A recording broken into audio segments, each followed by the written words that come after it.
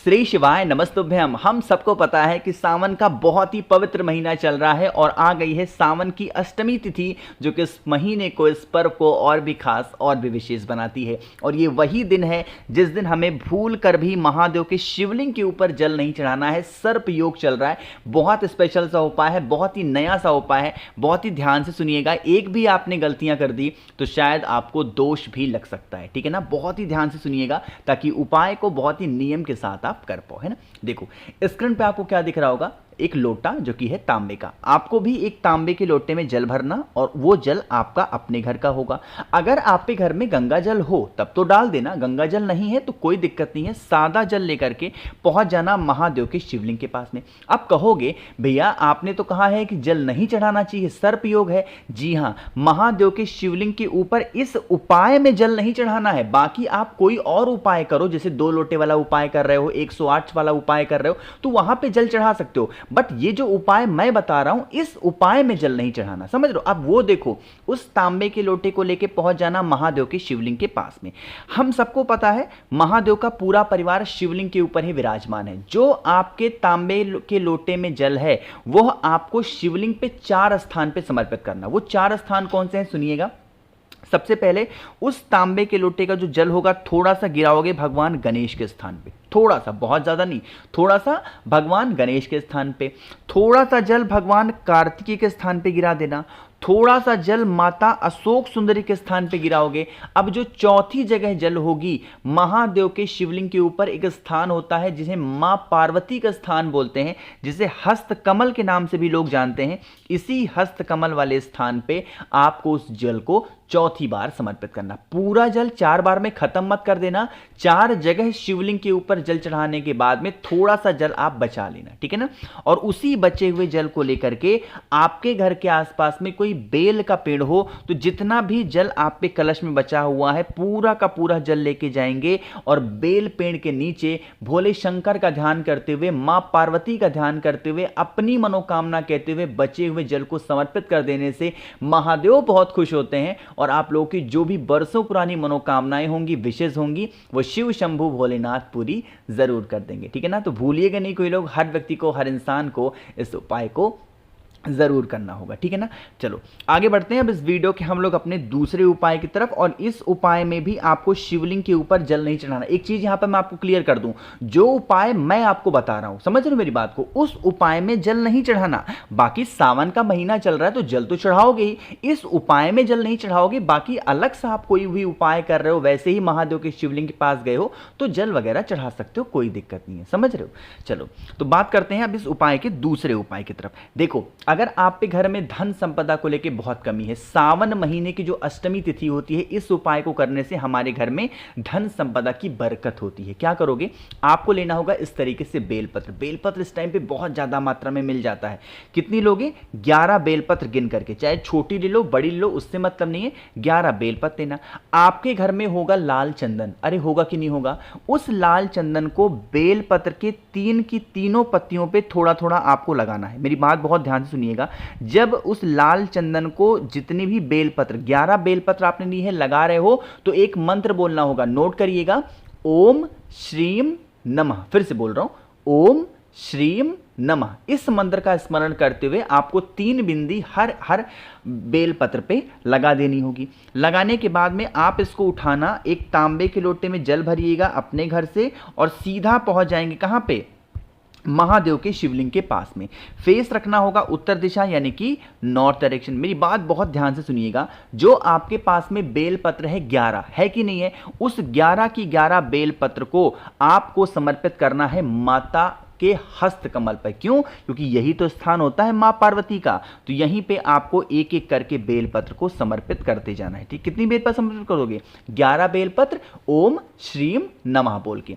चढ़ाने के बाद में जो आपके पास में तांबे के लोटे में जल है, उस जल को इसी बेलपत्र के स्थान पे समर्पित करते करते और यहीं पे गोल गोल आपको समर्पित करना है। महादेव के शिवलिंग के ठीक ऊपर जल को समर्पित नहीं करना। जब जल को चढ़ा रहे हो तो माँ लक्ष्मी से प्रार्थना करेंगे, देवी माँ से विनती करेंगे, हे माँ हमारे घर में धन को लेके बहुत कमी है, हम लोग बहुत परेशान हैं, कर्ज हमारे बढ़ते जा रहे हैं, आप कुछ भी ऐसा करें जिससे हमारे घर में धन संपदा हमेशा बनी रहे। अपने अकॉर्डिंग जैसे भी करना चाहते हो, जैसे भी बताना चाहते हो आप कर लेना। और उसके बाद में इन 11 बेलपत्र में से कोई भी एक बेलपत्र उठा करके अपने घर की तिजोरी में ले जाके रख देना। कभी भी धन धान्य की कमी आपके घर में नहीं हो सकती। स्पेशल सा प्यारा सा उपाय था, करके देखिएगा। तो 2 उपाय की तो हमने बात कर ली है।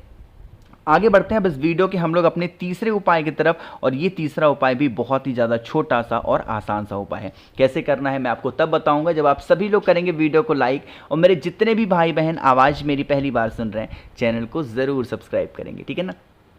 देखो भाई समझने की कोशिश करिएगा इस तीसरे उपाय को। जैसे मान लीजिए कि आपके घर में कोई भी ऐसा व्यक्ति है जिसकी इच्छा नहीं पूरी हो पा रही है, चाहे वो आपकी इच्छा हो या फिर आपके परिवार की इच्छा है, पूरी ही नहीं हो पा रही है, उसके लिए हमें फिर से ज़रूरत होगी 3 बेलपत्र की, ठीक है ना। जो भी बेलपत्र लोगे वो कहीं से कटा फिटा हुआ नहीं होना चाहिए, ठीक। ले लिया बेलपत्र को। लेने के बाद में एक तांबे का लोटा लीजिएगा, उसमें जल भरिएगा। अब जो जगह मैं आपको बताने जा रहा हूँ उस स्थान पे ही आपको बेलपत्र चढ़ाना है, और महादेव के शिवलिंग के ऊपर जल नहीं चढ़ाना, इस चीज़ का ध्यान रखिएगा। फेस रखेंगे उत्तर दिशा यानी कि नॉर्थ डायरेक्शन। हम लोग के पास कितनी बेलपत्र है? 3 बेलपत्र, और महादेव के शिवलिंग के ऊपर उनका पूरा परिवार विराजमान है। तो जो आपके पास में 3 बेलपत्र हैं उन्हें 3 स्थान पे समर्पित करना। सबसे पहला स्थान महादेव की सबसे प्रिय पुत्री, सबसे छोटी पुत्री मां अशोक सुंदरी के स्थान पे आपको समर्पित करनी होगी पहली बेलपत्र, जैसे मैंने चढ़ा दिया, ठीक है ना। पहली बेलपत्र यहां पे। जो दूसरी बेलपत्र होगी आपको समर्पित करनी है माता के हस्तकमल पर। कहां पे?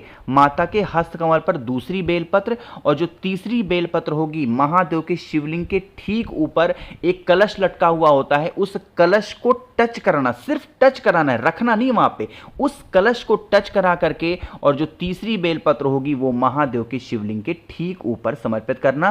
तीनों जगहों जब समर्पित कर रहे हो तो आपको अपने विशेष, अपनी कामना महादेव से कह देनी है ना। इतना करने के बाद में आपके पास में तांबे के लोटे में जल है, उस जल को सिर्फ और सिर्फ माता अशोक सुंदरी के स्थान पे चढ़ाएंगे, और कहीं पे भी आपको जल नहीं चढ़ाना। सिर्फ और सिर्फ माता अशोक सुंदरी के स्थान पे जो आपकी कामना है, जो आपकी विशेष हैं, बहुत दिनों से परेशान हो, उस कामना का ध्यान करते हुए समर्पित कर देना। बरसों पुरानी जो तकलीफें होंगी, जो प्रॉब्लम्स आपकी चल रही होंगी या चलने वाली होंगी, वो सारी समस्याएं धीरे धीरे करके खत्म जरूर हो जाएंगी, ठीक है ना। चलो, तो 3 उपाय की हमने बात कर ली है। एक आखिरी उपाय की हम लोग बात करने जाते हैं, जो कि बहुत ज़्यादा आसान सा और छोटा सा उपाय है।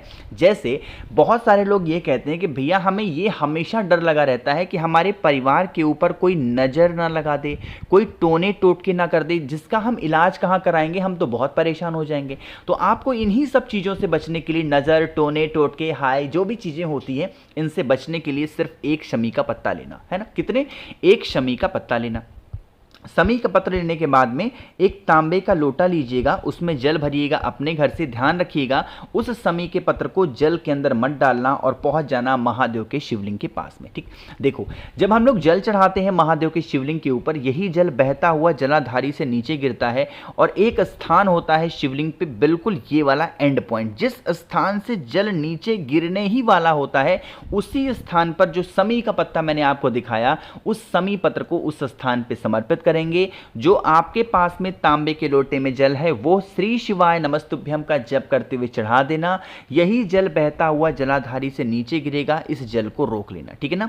जल को रोकने के साथ साथ जो शमी का पत्ता आपने समर्पित किया है, उस शमी के पत्र को भी उठा करके अपने घर लेकर के जाना, और आपके ही घर के पास में, घर के बाहर मेन गेट के पास में, घर के बाहर कहीं पे मिट्टी हो, उस मिट्टी को हल्का सा खोद करके उस मिट्टी के अंदर शमी के पत्ते को दबा देना, और जो जल आप रोक करके लाए हो पूरे घर में छिड़काव कर देना। कोई भी व्यक्ति आप पे घर के किसी भी सदस्य को नजर, टोने टोटके, हाय नहीं लगा सकता। उसकी जो भी प्रॉब्लम होगी, जो भी समस्याएं होंगी, वो धीरे धीरे करके खत्म जरूर हो जाएंगी, ठीक है ना। करके देखिएगा, बहुत ही छोटा सा उपाय था। मैंने कोशिश की आप सभी को सारे उपाय बहुत ही विस्तार से अच्छे से समझाने की। तो वीडियो पसंद आई हो तो लाइक करिएगा। कुछ पूछना है, नहीं समझ में, बिल्कुल परेशान ना हो, नीचे कमेंट सेक्शन में पूछिएगा, मैं पूरी कोशिश करूंगा रिप्लाई करने की। मेरे जितने भी भाई बहन आवाज़ मेरी पहली बार सुन रहे हैं, चैनल को ज़रूर सब्सक्राइब करेंगे। श्री शिवाय नमस्तुभ्यम।